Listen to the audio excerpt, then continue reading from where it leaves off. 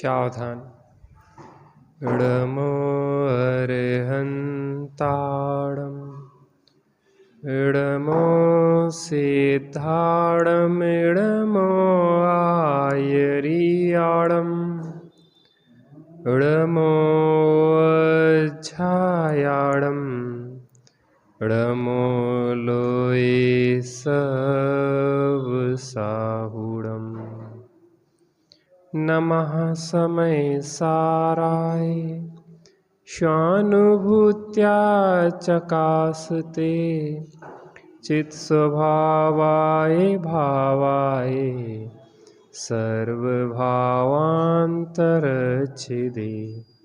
वन्दितु सर्वसिद्धे ध्रुवमचलमणोभवं गतिं पत्ते वोच्छामि समय पाहुड मिडमो सुध केवली भडिदम्। उपुण्योदय भोगो वियोग बुद्धि एतस्य सोडिच्चं कंखामणागदस्य उदयस्य नाकुवदेणानि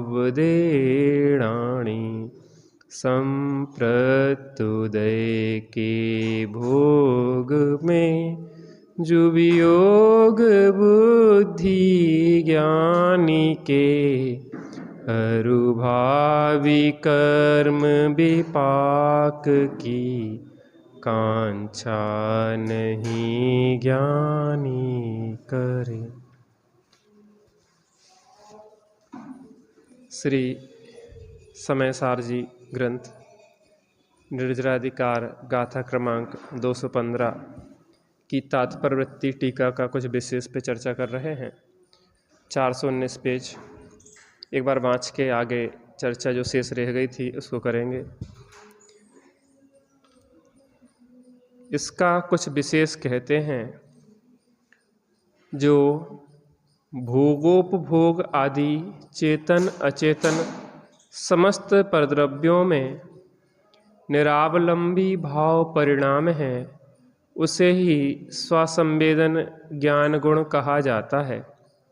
उस ज्ञान गुण के अवलंबन से जो पुरुष ख्याति पूजा लाभ भोग आकांक्षा रूप निदान बंधादि विभाव भाव से रहित होकर तीन लोक में तीन काल में भी मन वचन काया से कृत कारित अनुमोदना से विषय सुखानंद वासना वासित चित्त को छोड़कर शुद्धात्म भावना से उत्पन्न बीतराग परमानंद सुख से वासित रंजित मूर्छित परिणत तन्मय तृप्त रत संतुष्ट चित्त होकर जो बरतता है वह सम्यक ज्ञानी ही मति श्रुत अवधि मनः पर्यय तथा केवल ज्ञान के अभेद रूप परमार्थ शब्द से कथित साक्षात मोक्ष का कारण रूप शुद्धात्मानुभूति लक्षण रूप परमागम भाषा में बीतराग धर्म ध्यान शुक्ल ध्यान स्वरूप स्वसंवेदन योग्य शुद्धात्म पद को परम समरसी भाव से अनुभव करता है, अन्य अनुभव नहीं करता। जिस प्रकार परमात्म पद का अनुभव करता है उसी प्रकार से परमात्म पद स्वरूप मोक्ष को प्राप्त करता है। किस कारण से मोक्ष प्राप्त करता है? उपादान कारण के समान कार्य होता है, इसलिए मोक्ष को प्राप्त करता है। इस प्रकार स्वसंवेदन ज्ञान गुण के बिना मति आदि पांच ज्ञान के भेदों से रहित अखंड परमात्म पद को प्राप्त नहीं करते हैं। इस प्रकार संक्षेप व्याख्यान की मुख्यता से 8 गाथा सूत्र पूर्ण हुए। महत्वपूर्ण चर्चा है, इस पे अपन आगे बढ़ेंगे। लगभग 3 पंक्तियों पे चर्चा हो चुकी थी, उसको एक बार सामान्य चर्चा करके आगे बढ़ते हैं। जो भोगोपभोग आदि चेतन अचेतन समस्त परद्रव्यों में निरालंब भाव परिणाम है, उसे ही स्वसंवेदन ज्ञान गुण कहा जाता है। स्वसंवेदन ज्ञान गुण अर्थात इससे शुद्धात्मा का श्रद्धान हुआ है, शुद्धात्मा का ज्ञान हुआ है और शुद्धात्मा में स्थिरता से अतीन्द्रिय आनंद का वेदन हुआ है। यह तभी कहा जाएगा जब क्या होगा, भोगोपभोग आदि चेतन अचेतन सब द्रव्यों में निरावलंब हो गया है। इसका मतलब यह हुआ कि स्व शुद्धात्मा का जिसने अवलंबन लिया है वही भोगोपभोग सामग्री में निरावलंबन हुआ है। अवलंबन से रहित, नी माने रहित और अवलंबन माने अवलंबन।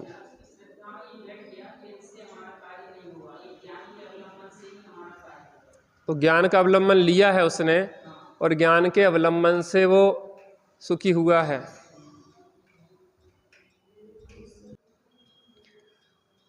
तो स्वावलंबन से ही परद्रव्यों के प्रति निरावलंबन हुआ जाता है, अन्य कोई उपाय नहीं है।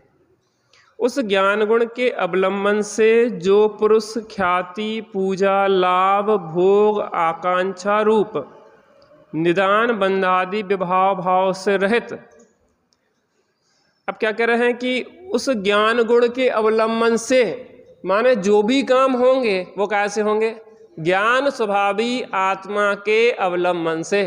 लोक में भी कहते हैं कि एक ही साधे सब सधे और सब साधे सब जाए। यहाँ कह रहे हैं कि एक तुम ज्ञान स्वभावी आत्मा का अवलंबन ले लो तो सब कार्य तुम्हारे सहज ही सद जाएंगे। तो ख्याति, पूजा, लाभ, भोग, आकांक्षा रूप निदान बंधादि विभाव भावों से रहित हो जाता है। कौन हो जाता है? जो ज्ञान स्वभावी आत्मा का अवलंबन लेता है।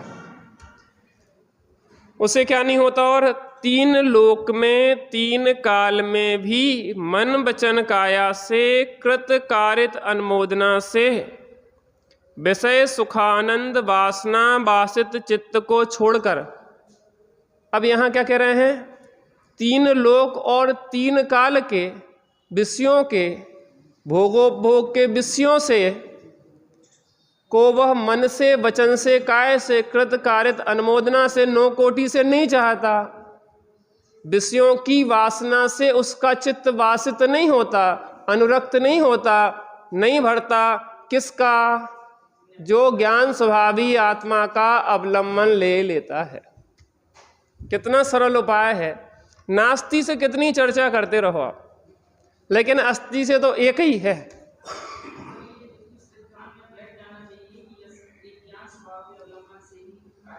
श्रद्धान में बैठ जाना चाहिए, निर्णय में हो जाना चाहिए और उसकी अनुभूति भी हो जाना चाहिए। क्योंकि इन निर्णय की स्थिति में तो हम कई बार अनंत बार पहुंच चुके, एक तरह से कहें तो।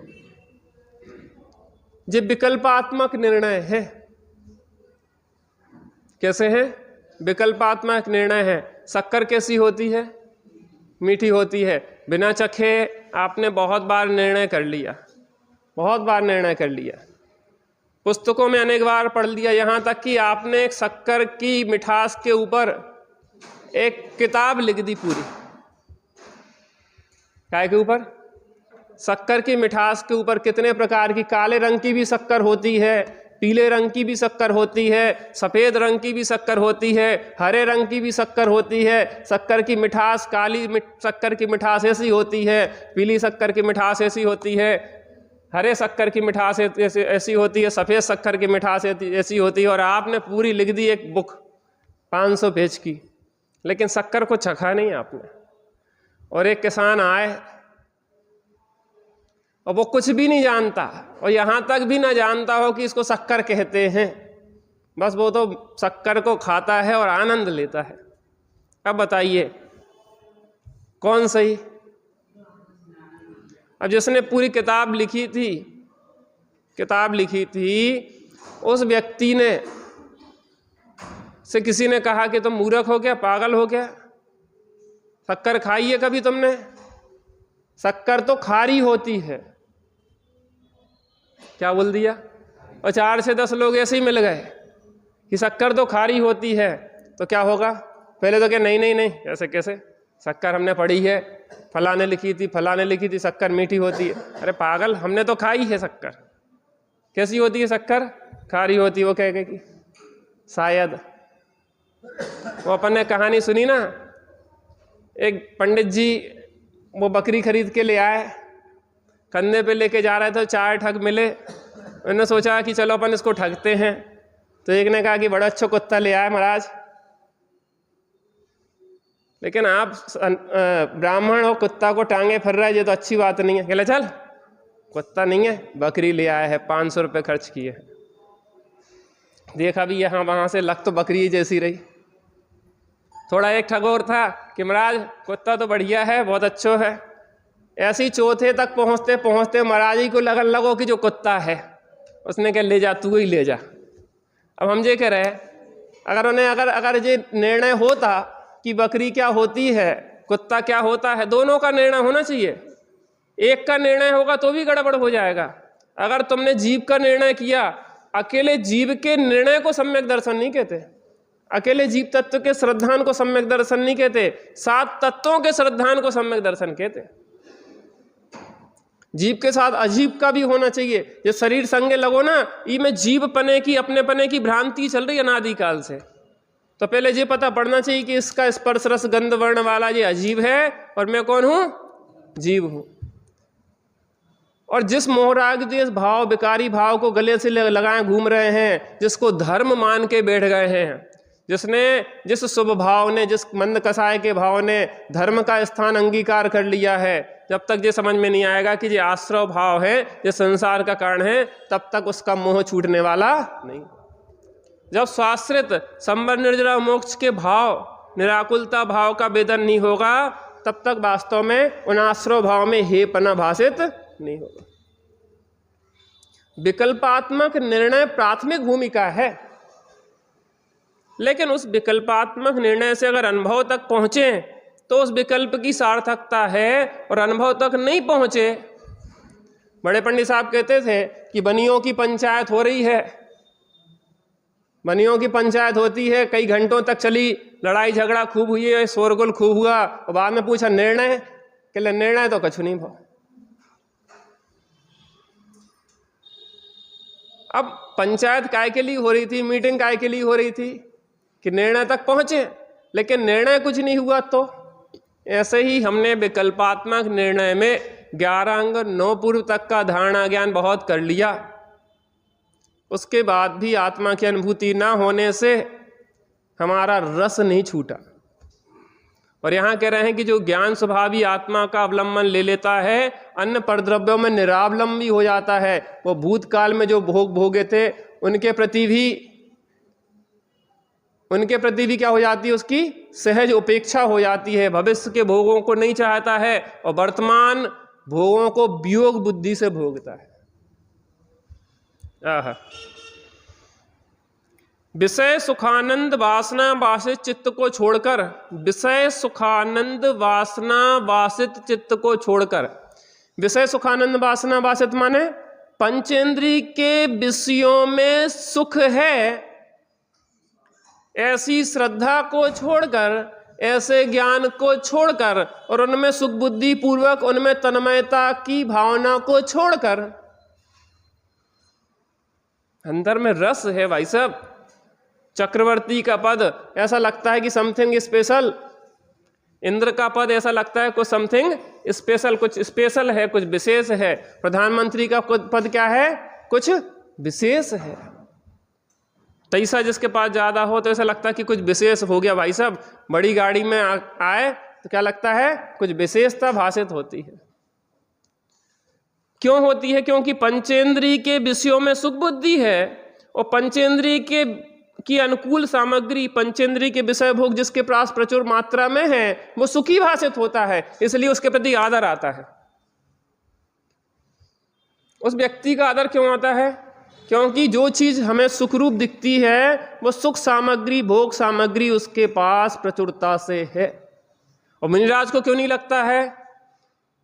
क्योंकि उन्हें पता है कि इन विषयों में सुख ना था, ना है और ना हो सकता है। शुद्धात्म भावना से उत्पन्न वीतराग परमानंद सुख से वासित अब विषय सुख वासना से वासित चित्त छूटा और क्या हुआ? शुद्धात्म भावना से उत्पन्न। शुद्धात्म भावना का मतलब होता है शुद्धात्मा के श्रद्धान, शुद्धात्मा के ज्ञान और शुद्धात्मा में स्थिरता पूर्वक जो अतीन्द्रिय आनंद का भोग हुआ है, जो शुद्धात्मा में ही चित्त बस गया है। क्या? वीतराग परमानंद सुख से वासित।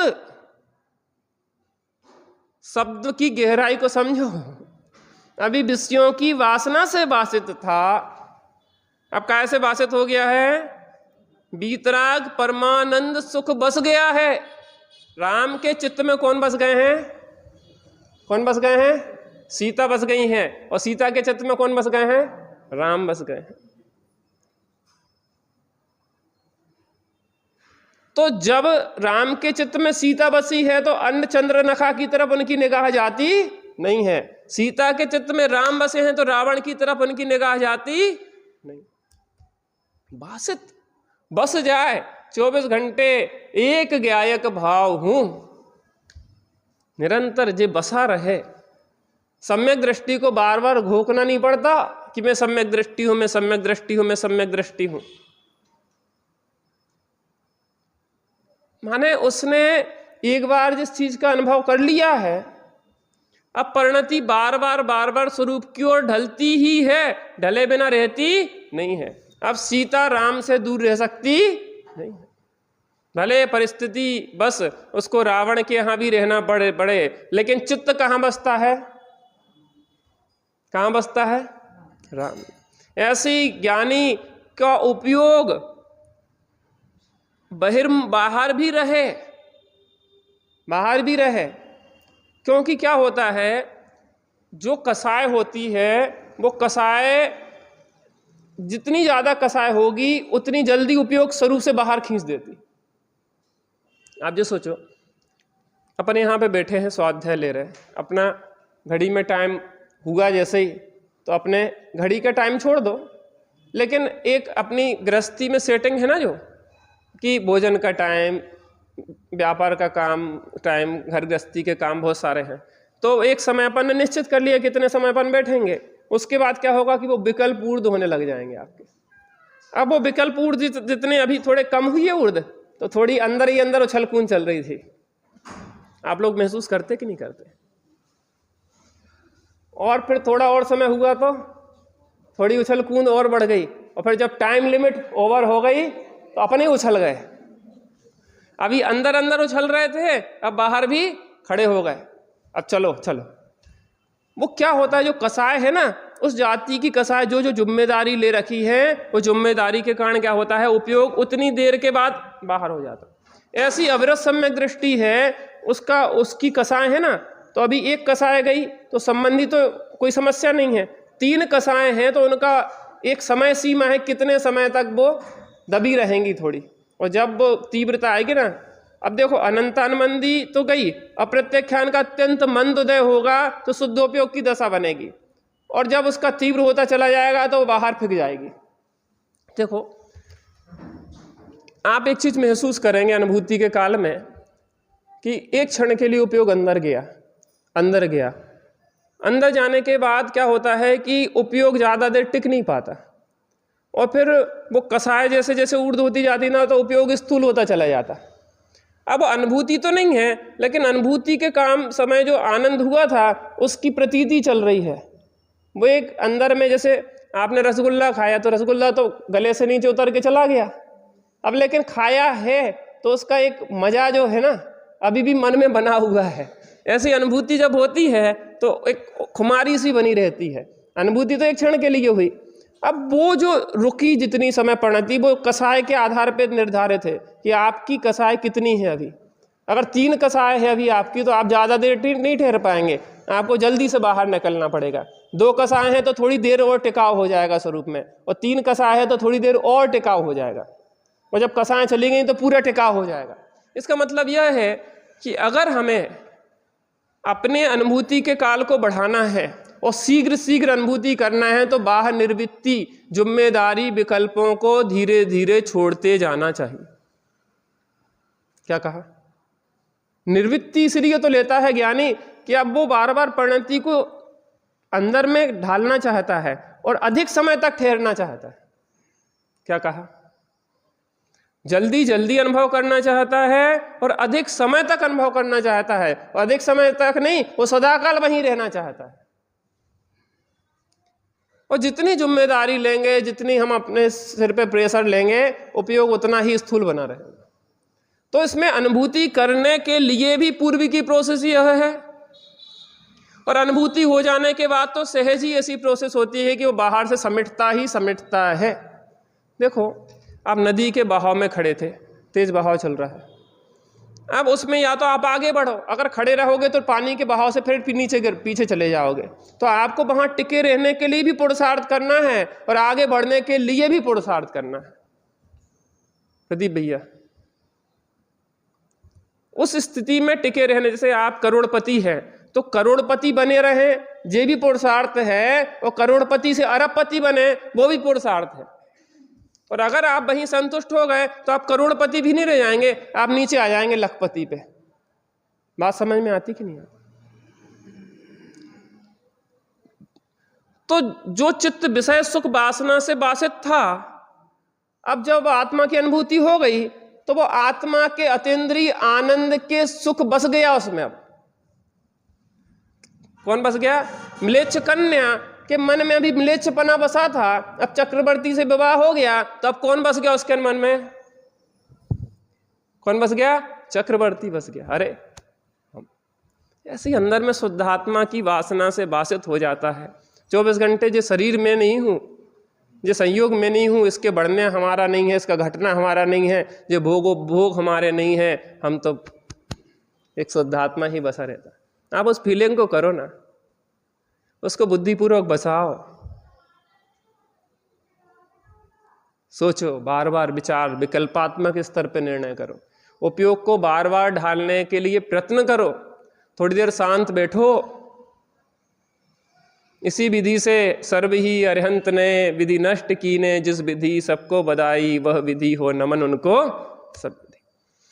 अब देखिए, बासित, रंजित, रंजित, एक एक शब्द देखना, 8 विशेषण दिए, जहां तक गिन लो उसको।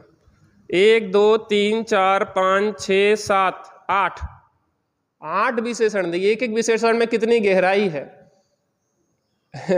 2-3 दिन तो हो ही गया इसको पढ़ते पढ़ते। गजब गजब की बातें हैं। दूसरा शब्द क्या है? रंजित। रंजायमान, रंग जाता है, रंग जाता। जैसे कपड़ा है ना, जो सफेद कपड़े को हमने लाल रंग में डाला, वो कैसा हो गया? रंजित हो गया, रंग गया, वो एक में हो गया। ऐसे उपयोगवान में रंग गया, रंग गया, उसमें हो गई। नमक की डली समुद्र की गहराई नापने गई और वापस हमने धागा खींचा, जिस धागे में बांध के डली डाली थी, और धागा कैसा आया? क्या हुआ? कहां गई डली? कहां गई? अरे जहां जिसकी थी उसमें रंजित हो गई, मग्न हो गई, लीन हो गई। उपयोग जिस उपयोगवान का था, उस उपयोगवान में क्या हो गया? रंजित हो गया, लीन हो गया। अब द्वैत भाषित नहीं होता, जहां ध्यान ध्याता ध्येय का न विकल्प बचविद, ना जहां चिद्भाव कर्म चिदेश करता चेतना, तीनों अभिन्न अखिन्न शुद्ध उपयोग की निश्चल। फिर भेद द्वैत भाषित नहीं होता, वो परिणति ऐसी रंग जाती है अपने स्वरूप में कि वहां 2 चीजें दिखाई नहीं देती। रंजित, मूर्छित। मूर्छित, मूर्छित माने उसी में मग्न हो जाती है। मूर्छा परिग्रह, ममत्व, तो उसका एकत्व, ममत्व, कर्तृत्व और भोक्तत्व अपने स्वरूप के प्रति हो जाता है। ये ही मैं हूं, ये शुद्धात्मा ही मैं हूं, ये ज्ञानादि अनंत गुण ही मेरे हैं, मैं ही इसका करता हूं और मैं ही इसका भोगता हूं। मूर्छित, अभी पर में मूर्छित थी परिणति, पर में रंगी थी, पर की वासना थी, अब अपनी ही वासना है, अपने में ही रंगी है और अपने में ही मग्न है। थोड़ा थोड़ा आप लोग प्रयोग तो करते ही होंगे। विधि यही है, घबराने की कोई बात नहीं है। अपन को इंतजार करना है, इंतजार करना है। अपन माहौल दे सकते हैं, अपन बुद्धिपूर्वक तत्व विचार करते रहो। तेरा काम तो तत्व निर्णय करना है। जब अनुभूति उतरना होगी तो उतर जाएगी। तुम तो गेट खोल के बैठ जाओ, हे सीता तुम तो इंतजार करो राम के आने का। क्या करो, क्या करो? इंतजार करो कब राम आ जाएं। तुम गाफिल नहीं हो जाना जब राम आ रहे हो। इसलिए 24 घंटे ज्ञानी, जिसको सम्यक दृष्टि बनना है, अनुभूति करना, वो 24 घंटे जागृत रहता, एक क्षण को भी गाफिल नहीं होता। 24 घंटे उसको यही धन लगी रहती है कि कैसे अनुभूति हो, कैसे उसकी बार बार। वो जब दर्शन मोह का उपशम छह उपशम आपके हाथ में नहीं है। आप तो विशुद्धि बढ़ा सकते अपनी, आप विशुद्धि बनाते रहो, बार बार भेद विज्ञान तत्व के ज्ञान करते रहो, अपनी आत्मा की धुन लगाते रहो। दर्शन मोह का उपशम छह उपशम कब हो जाएगा, कब स्वयं सम्यक दर्शन हो जाएगा, आपको पता नहीं पड़ेगा। पता नहीं पड़ेगा माने वो काल कब आ जाए ये आपको पता नहीं है। दर्शन मोह का उपशम छह उपशम होने का काल।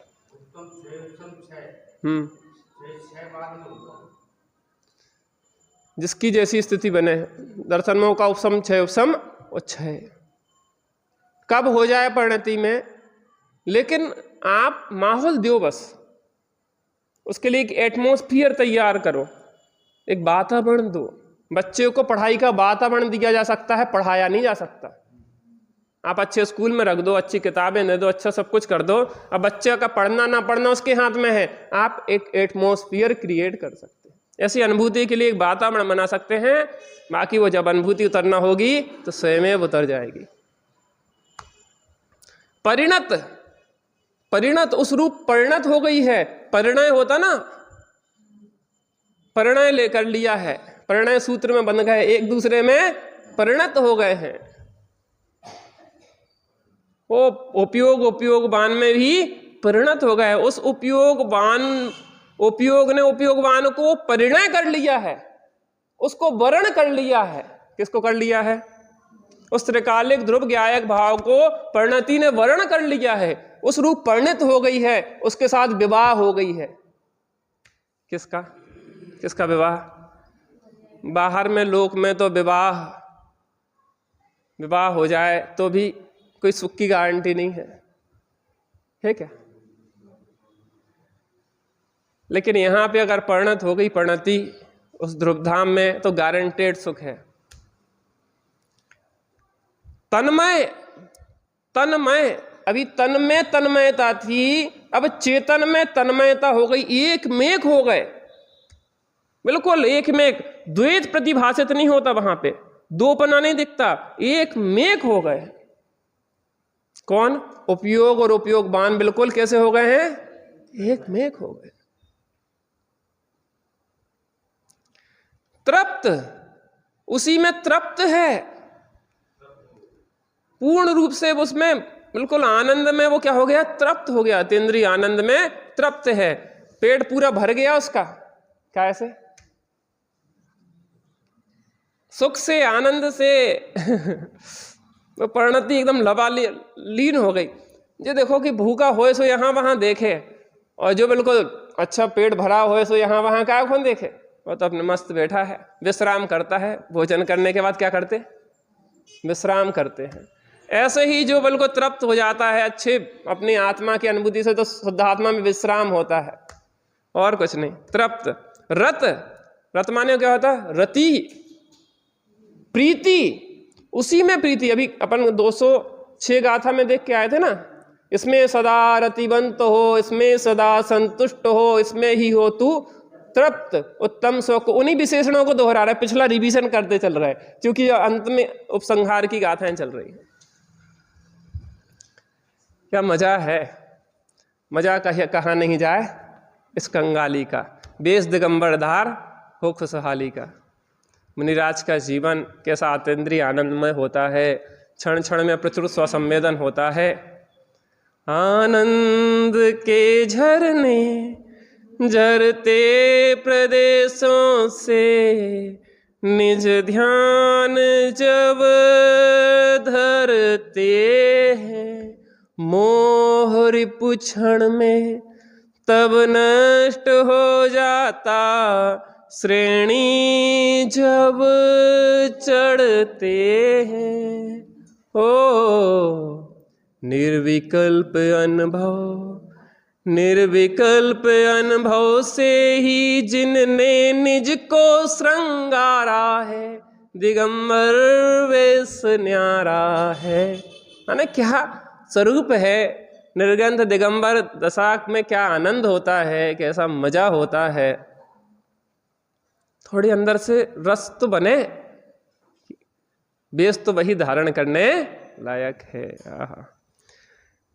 रत संतुष्ट, उसी शुद्ध आत्मा में ही वो संतुष्ट हो गया। अब कुछ नहीं चाहिए, हमें कुछ नहीं चाहिए। भूत के भोगों की कोई इच्छा नहीं है, अर्थात भूत के भोगों की याद नहीं है, भविष्य के भोगों की कामना नहीं है, और वर्तमान के भोगों में सुख बुद्धि नहीं है।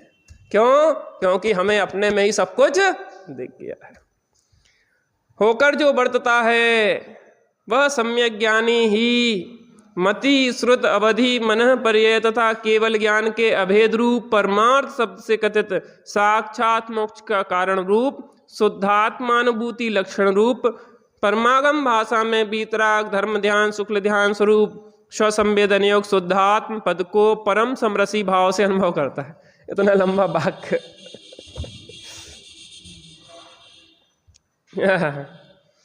जो वर्तता है वह सम्यक ज्ञानी ही मति श्रुत अवधि मनः पर्यय तथा केवल ज्ञान के अभेद रूप परमार्थ शब्द से कथित। अब देखो, मति श्रुत अवधि मनः पर्यय और केवल ज्ञान, ये 5 ज्ञान के भेद। ध्यान से सुनना, मति श्रुत अवधि मनः पर्यय केवल ज्ञान, यह मति श्रुत अवधि मनः पर्यय केवल ज्ञान, ये 5 के भेद। जिस एक ज्ञान स्वभावी आत्मा को भेद नहीं पाते हैं, कौन? जे भेदों से वो भेदा नहीं जाता है, वो एक ज्ञान स्वभाव। ये तो भेद है, ये तो पर्याय हैं, वो पर्यायों से पार है त्रिकाली ध्रुव, पर्यायों से पार त्रिकाली ध्रुव का जिन्हें सहारा है। से अब के अभेद रूप परमार्थ शब्द से कथित है। वो क्या है? वही सत्यार्थ है, वही परमार्थ है। साक्षात मोक्ष का कारण रूप, वो कारण परमात्मा क्या है? साक्षात मोक्ष का कारण है, साक्षात मोक्ष का कारण है। उस कारण परमात्मा का श्रद्धान ज्ञान और स्थिरता ही साक्षात मोक्ष का कारण है। शुद्धात्मानुभूति लक्षण रूप, उसका लक्षण क्या है? शुद्ध आत्मा की निर्विकल्प अनुभूति। हमें आत्मा का अनुभव हुआ कि नहीं हुआ? तुम्हें अगर शुद्ध आत्मा की निर्विकल्प अनुभूति हो गई है तो तुम्हें आत्मा का अनुभव हो गया है। देखो, विकल्पात्मक निर्णय में संतुष्ट हो जाना शुद्धात्मा अनुभूति से हमें वंचित कर देता। हमें लगता है कि कुछ हो गया, बढ़िया चल रहा है। क्यों? हमारा तो निर्णय सदाकाल चल रहा है। निर्णय विकल्पात्मक नहीं, अनुभवात्मक होना चाहिए।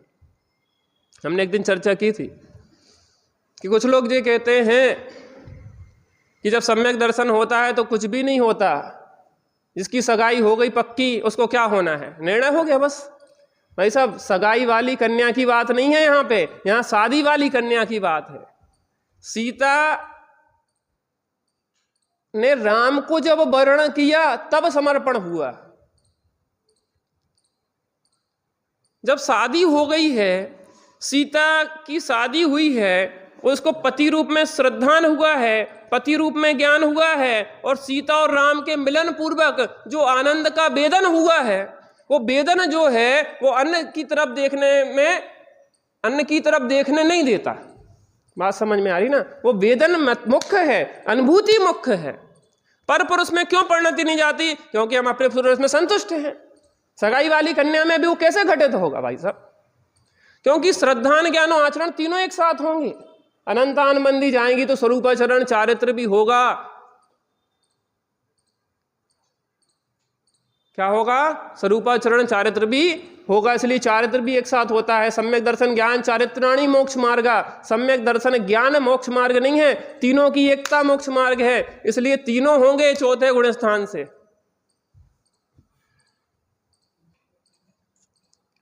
तो जो जो तृप्त हुआ है वही त्यागी होता है, अतृप्त त्यागी नहीं होता है। केवल ज्ञान के अभेद रूप परमार्थ शब्द से कथित साक्षात मोक्ष का कारण रूप शुद्धात्मानुभूति लक्षण रूप जे शुद्धात्मानुभूति लक्षण रूप जे काय की अध्यात्म की भाषा है। अब इसी को अगर परमागम की भाषा में कहें तो क्या कहेंगे? परमागम भाषा में वीतराग धर्म ध्यान शुक्ल ध्यान स्वरूप, उसे क्या कहेंगे? परमागम की भाषा में उसी को धर्म ध्यान और शुक्ल ध्यान। देखो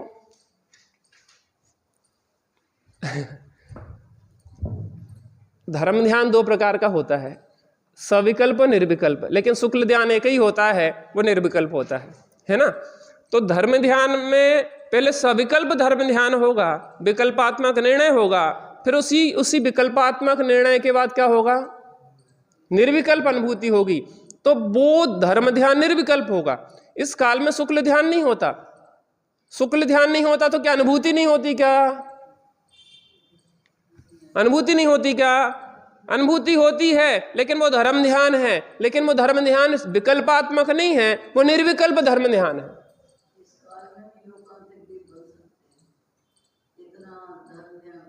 पांचवें स्वर्ग तक, ठीक है। तो समझ में आ रही ना, वो निर्विकल्प धर्म ध्यान, निर्विकल्प धर्म ध्यान।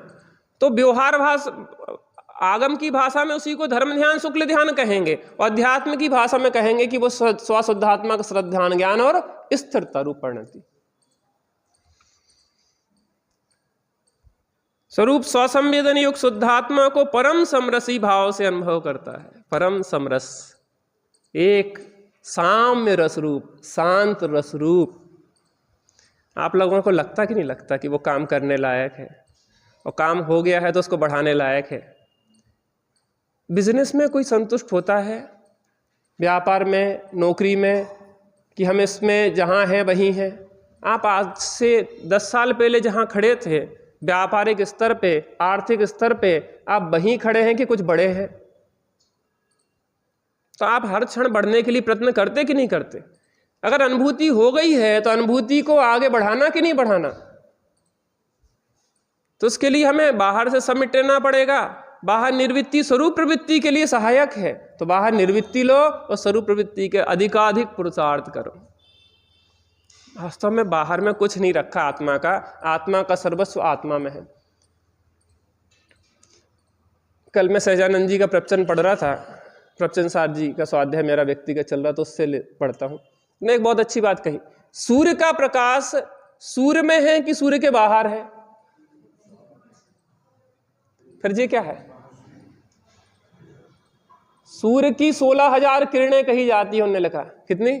16,000 किरणें कही जाती हैं, लेकिन सूर्य की किरणें, वो व्यवहार से कह रहे हैं, लेकिन वो सूर्य की किरणें तो सूर्य में है, सूर्य का प्रकाश तो सूर्य में है, सूर्य का प्रकाश सूर्य से बाहर आता ही नहीं है। लेकिन वो यहाँ पे जो परमाणु हैं, उन परमाणुओं में इस प्रकार की क्षमता है कि उससे, उसका सहज निमित्त नैमित्तिक संबंध से वो खुद प्रकाशित होते हैं, वो खुद प्रकाशित होते हैं। बल्ब का प्रकाश बल्ब में है, लेकिन बल्ब को निमित्त बना के वो खुद प्रकाशित होते हैं। अगर खुद प्रकाशित नहीं हो तो अलग अलग चीजों में अलग अलग प्रकार से प्रकाश कैसे देखने में आए? कांच ज्यादा चमकता है, मिट्टी में कम चमक दिखती है, तो वो वस्तुओं के ऊपर आधारित है, ना कि सूर्य का प्रकाश बाहर निकल रहा है उससे। ऐसे आत्मा का सर्वस्व कहाँ है? मैं बार बार सोचता हूं कि जब पूरा हो जाए पैराग्राफ। 3 दिन तो हो ही गए आज। हाँ, जवाब भी कहाँ जाना, अंदर ही तो जाना है, जब चाहे चले जाओ। चलिए आज समय हो गया, बैठते हैं थोड़ा।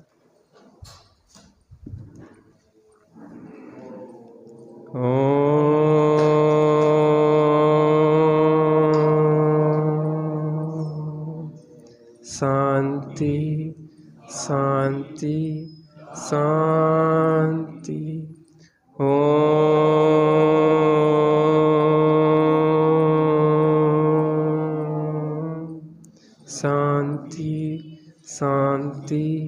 शांति।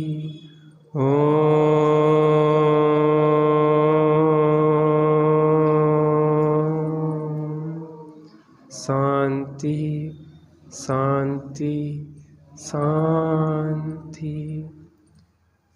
जो जीव मैं शुद्धात्मा हूँ ऐसा श्रद्धान करता है, मैं शुद्धात्मा हूँ ऐसा ज्ञान करता है, उस शुद्धात्मा में ही स्थिर होकर अतीन्द्रिय आनंद का वेदन करता है, उसकी परद्रव्यों में सुख बुद्धि नष्ट हो जाती है, वह एक आत्मा में ही प्रीतिवंत होता है, रतिवंत होता है, संतुष्ट होता है, लीन होता है, मग्न होता है और उसके अंदर एक शुद्धात्मा ही बसती है 24 घंटे। अगर हमें अनुभूति हो गई है तो उसकी वृद्धि करने का प्रयत्न करें, शीघ्र शीघ्र अनुभूति हो इसका प्रयत्न करें, अधिक समय स्वरूप स्थिरता हो इसका प्रयत्न करें और सदाकाल स्वरूप स्थिरता हो इसका प्रयत्न करें। अगर नहीं हुई हो तो उसकी अनुभूति के लिए थोड़ी देर बैठें शांति से अपन।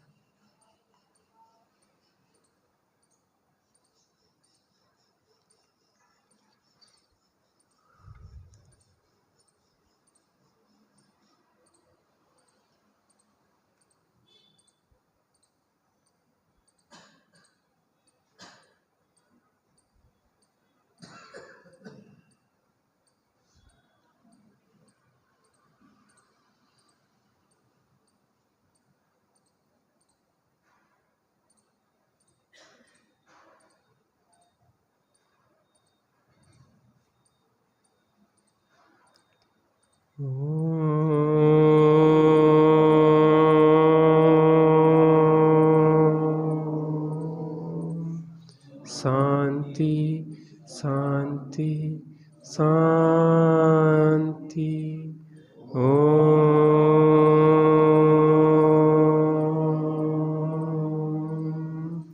शांति शांति शांति।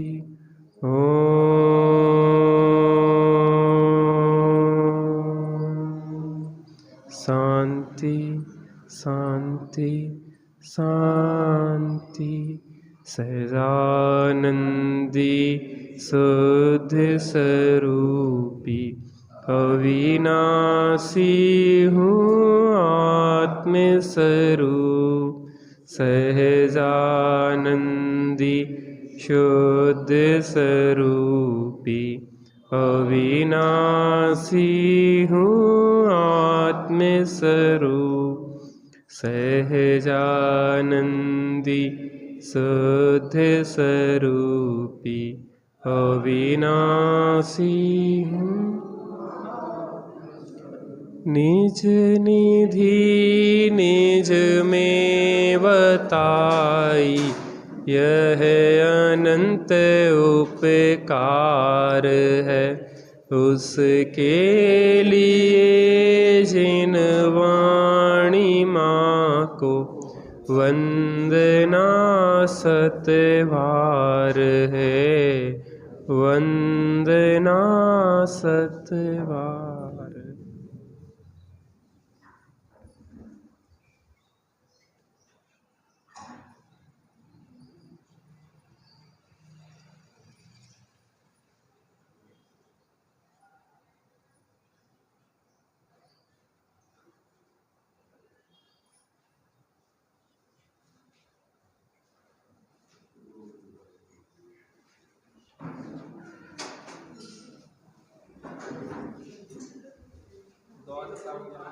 माता की जय।